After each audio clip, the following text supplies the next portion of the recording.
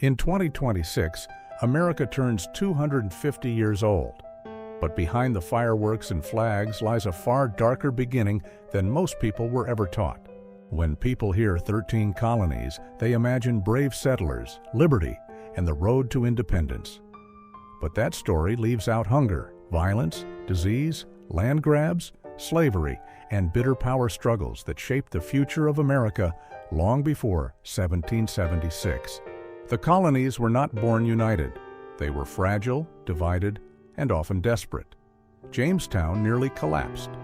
Colonists starved. In New England, conflict with native peoples turned deadly.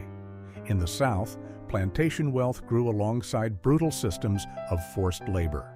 Even religion, often sold as a noble mission, became a source of control, exclusion, and fear.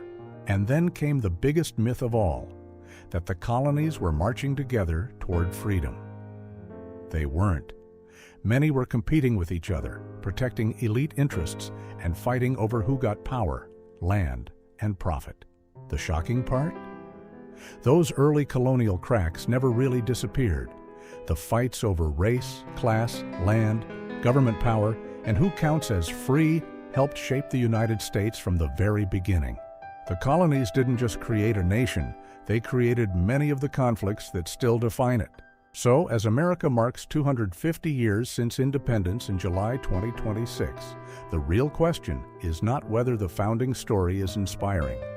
It is whether we are brave enough to tell the whole story, not just the patriotic version, but the painful one too. Because history becomes dangerous when it is cleaned up too much. Subscribe to Histopia YT for the side of history they don't put on the postcards.